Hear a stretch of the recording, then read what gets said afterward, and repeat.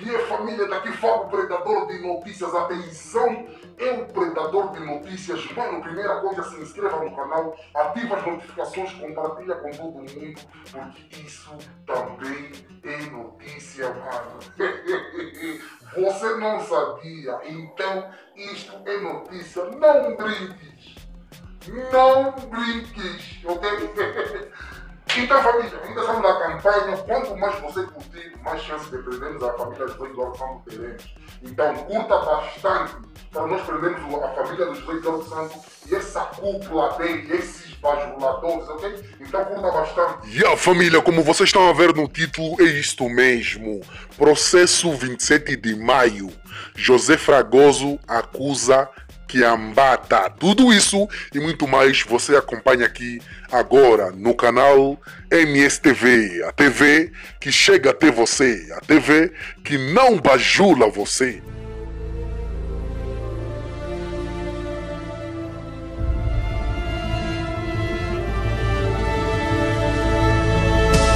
Criamos a Fundação 27 de Maio, porque o PRD vendeu-se ao MPLA a troco de 10 milhões de dólares norte-americanos. José Fragoso, em entrevista ao jornal Hora H, revela o percurso da constituição da Fundação 27 de Maio e das peripécias que teve. Refere que o núcleo duro que participou na traição do extinto Partido Renovador Democrático nunca chegou junto de si, por vergonha, mas quando se encontram elogiam e encorajam, para continuarmos com a determinação dos mortos que foram vítimas do MPLA. Eis a primeira parte da entrevista que concedeu a este semanário. Domingos Quinguari. Hora H. Estamos com o vice-presidente da Fundação 27 de Maio, Sr. José Fragoso. Quando é que surge a Fundação 27 de Maio? José Fragoso, JF- a Fundação 27 de Maio surge numa altura conturbada da história recente de Angola, porque o projeto que nós defendemos estava inserido no programa do extinto Partido Renovador Democrático, PRD, que foi criado por um grupo de descendentes e todos sabem que esta formação entregou-se ao regime de José Eduardo dos Santos, ou seja, do MPLA, e já não interessa contar em pormenores o que aconteceu, porque este assunto já é muito conhecido. O velho Panzo, pai do legendário ícone comandante Nito Alves, apercebeu-se que a nossa luta era inglória contra Luís dos Passos, nos aconselhou a criarmos outra instituição e nem explicou. Nas nossas reflexões, eu e o companheiro Silva Mateus, vimos que podemos criar uma instituição capaz de vergar o MPLA e que não poderia destruir a Fundação. Criamos a Fundação na calada da noite e concebemos os estatutos e, nas reflexões que fazíamos, o primeiro passo a darmos tinha que ser no Ministério da Justiça, para termos o certificado de admissibilidade. Sr. Fragoso, como é que foram dados estes passos, visto que vocês eram perseguidos pelo MPLA, mesmo depois de estarem fora do PRD? JF, mesmo sem conhecer ninguém no Ministério da Justiça, contactamos o antigo diretor do gabinete jurídico, o Sr. Alvarenga, e o ministro era o atual presidente do Tribunal Constitucional, Manuel Aragão. Entregamos os documentos e o diretor fez uma leitura rápida e nos disse: mais velho, essa associação não vai passar, mas, contudo, deixam e vou ver o que posso fazer. 8 dias depois ligou-nos e nos entregou a certidão de admissibilidade. Nos disse que a sua família também foi vítima do 27 de maio de 1977. Ligou para o diretor nacional dos notários, que respondeu de que esta situação não iria nos trazer problemas e, enquanto isso, o diretor lhe questionou: o senhor também matou? Ele disse que não. E depois lhe disse: então reconheça. No dia seguinte fomos ter com o diretor nacional dos notariados e, qual foi o nosso espanto? Ele pediu férias antecipadas. Ficamos cansados, sem transporte e a andarmos a pé. De regresso, na zona do Quinaxixi nos encontramos com o companheiro Fernando Luiz, que também tinha estado preso e foi antigo delegado da DISA em Benguela, nosso camarada desde a criação do extinto PRD.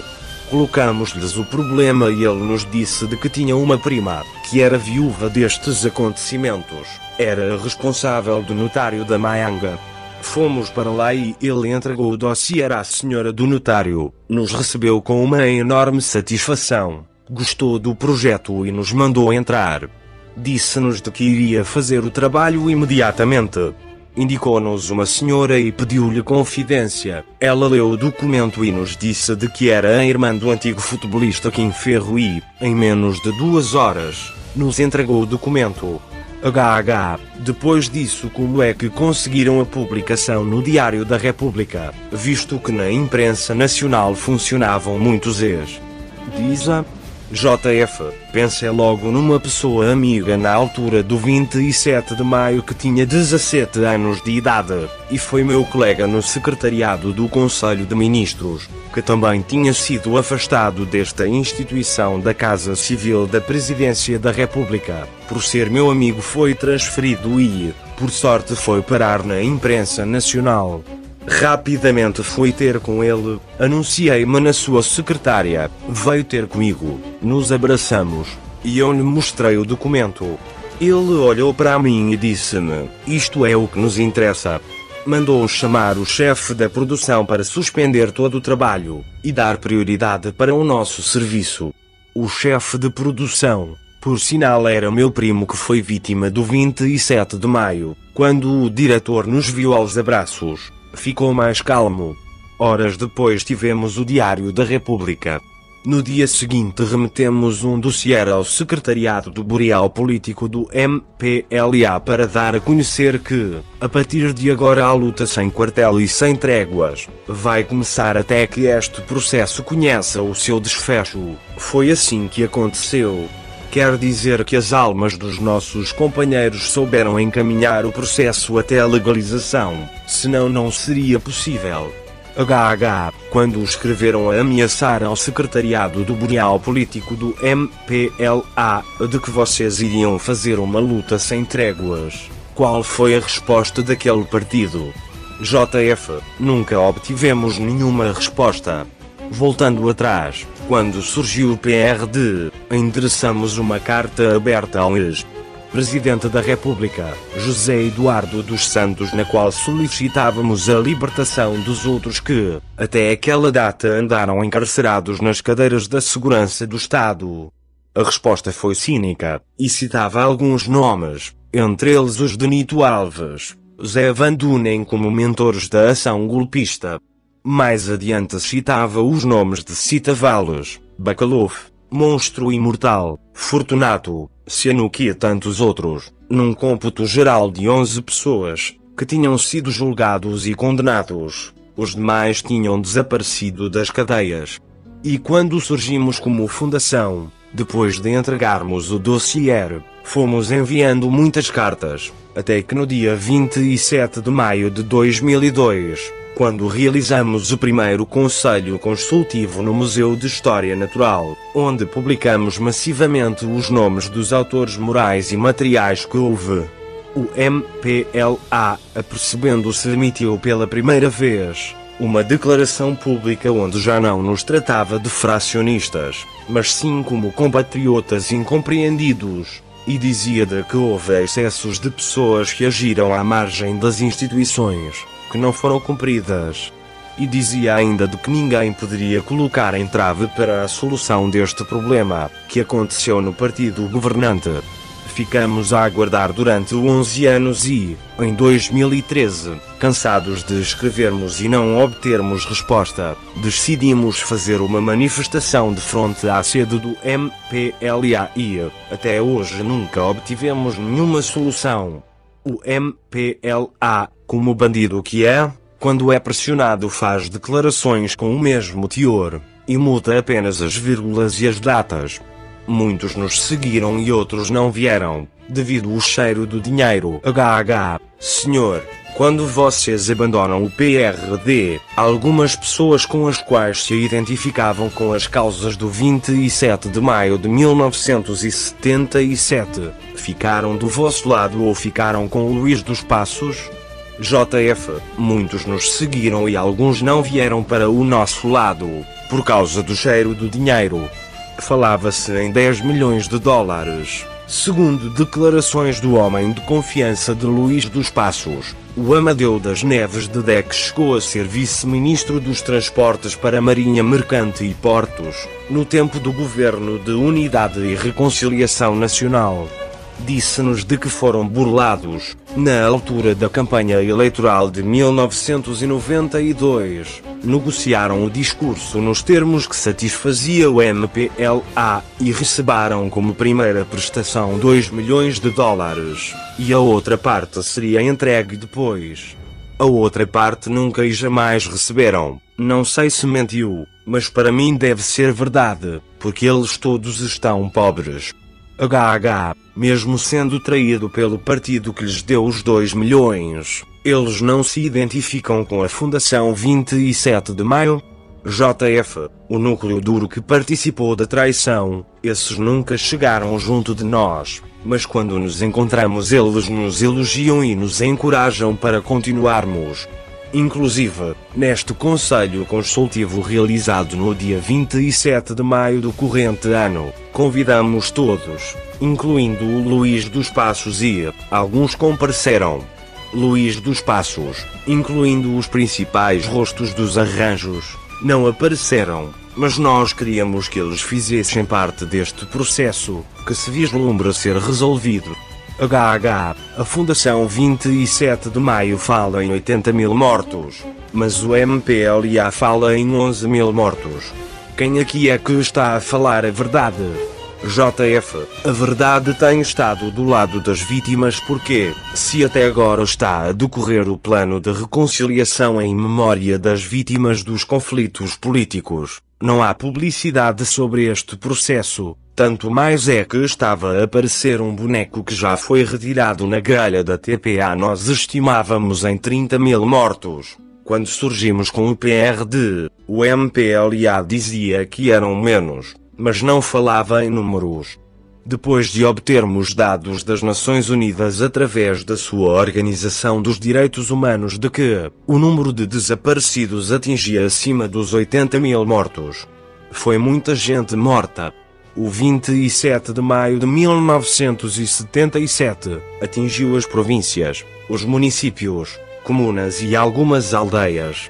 Os angolanos que se encontravam nos países comunistas foram repatriados, inclusive o filho primogênito de Agostinho Neto, Mário Jorge, que estudava na Roménia.